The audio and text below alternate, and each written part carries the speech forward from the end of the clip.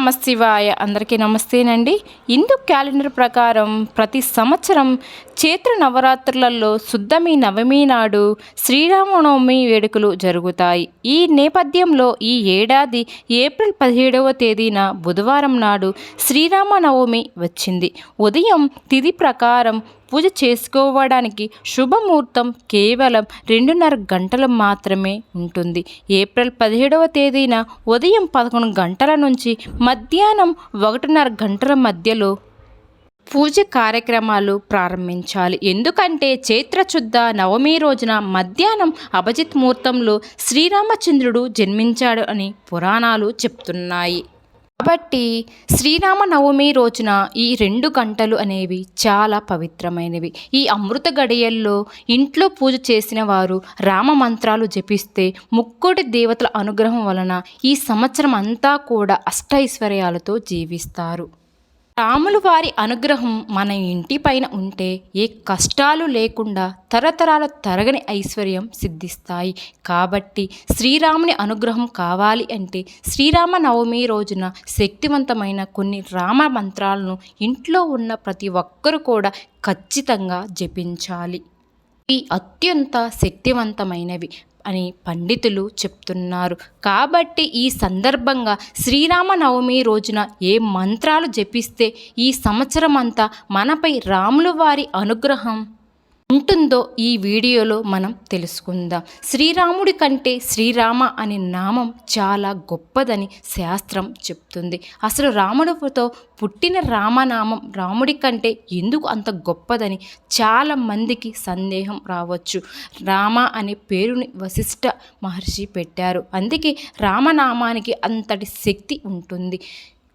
సేనంత సముద్రం పైన రాళ్లతో వారధిని నిర్మించిన సంగతి మనందరికీ తెలిసిన విషయమే. అయితే ఆ రాళ్లపైన రామ అని రాసి నీటిలో వేయడం వలన ఆ రాయి పైకి తేలుతూ ఉంటుంది. ఇదంతా చూస్తున్న శ్రీరాముడికి తన పేరు రాసిన రాయి తేలుతూ ఉంది కదా అని, కాబట్టి నా పేరును రాళ్లపై రాయకుండా నేనే వాటిని సముద్రంలోకి వేస్తే సరిపోతుంది కదా అని ఆలోచన వస్తుంది. తనకు వచ్చిన ఆలోచనతో శ్రీరాముడు ఒక రాయి తీసుకొని సముద్రంలోకి విసిరాడు. కానీ ఆ రాయి సముద్రంలోనే మునిగిపోయింది. అప్పుడు రాముడు ఆశ్చర్యపోయాడు. ఇలా ఎందుకు జరిగింది అని శ్రీరాముడు హనుమంతుడిని అడిగాడు. అప్పుడు హనుమంతుడు రాముడితో ఇలా చెప్పాడు. రామా అనే మంత్రాన్ని రాసిన రాళ్ళే పైకి తేలుతాయి స్వామి. మీరు వేసిన రాయిపై రామనామం లేదు కదా, అందుకే రాయి మునిగిపోయింది అని హనుమంతుడు రాముడికి వివరించాడు. అప్పుడు రాముడు రామనామం ఎంతో బలమైనది అని, శక్తివంతమైనది అని, విశిష్టమైనదని భావించడం మొదలుపెట్టారు. ఈ కథ వల్ల మనకి అర్థమైంది కదా రామనామానికి ఎంతో శక్తి ఉంది అని. కాబట్టి రామ అని 3 సార్లు జపం చేస్తే చాలు విష్ణు సహస్రనామం చేసినంత పుణ్య ఫలితం లభిస్తుందట.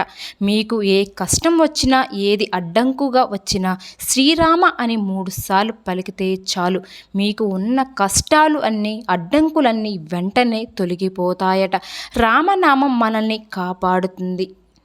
శ్రీరామనవమి రోజున శ్రీరామ శరణం నమః అనే మంత్రాన్ని ఆ రోజు జపిస్తే మీకున్న అనారోగ్య సమస్యలన్నీ కూడా తొలగిపోతాయి. రాములు వారి ఆశీర్వాదం వల్ల పూర్తి ఆరోగ్యవంతులు అవుతారు.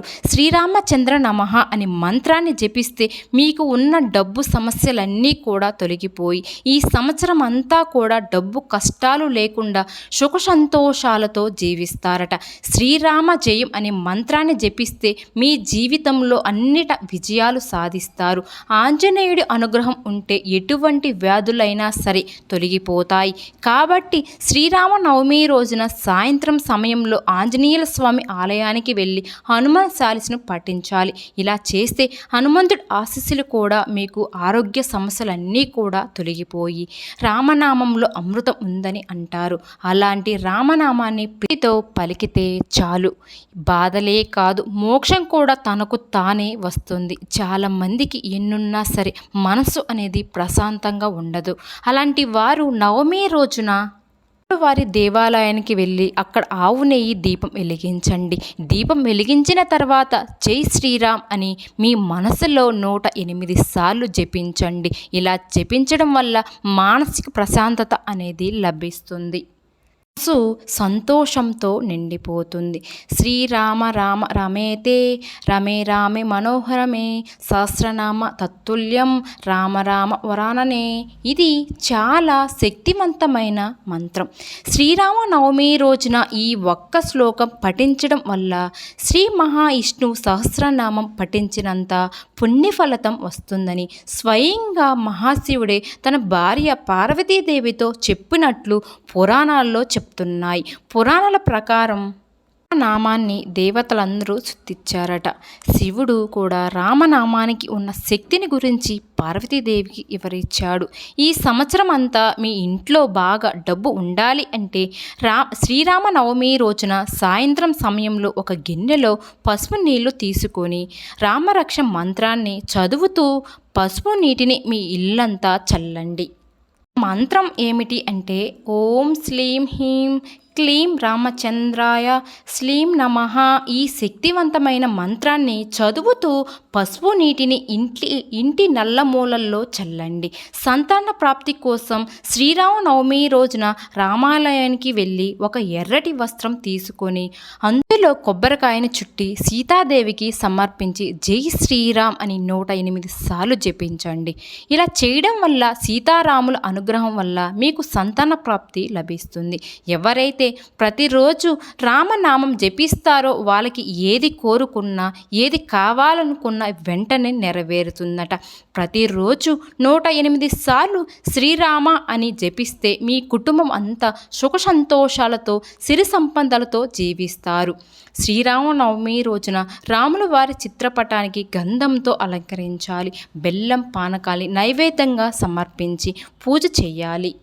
రాముల వారికి ఇష్టమైన తులసి దళం, సీతాదేవికి ఇష్టమైన మారేడు దళాలతో పూజ చేయండి.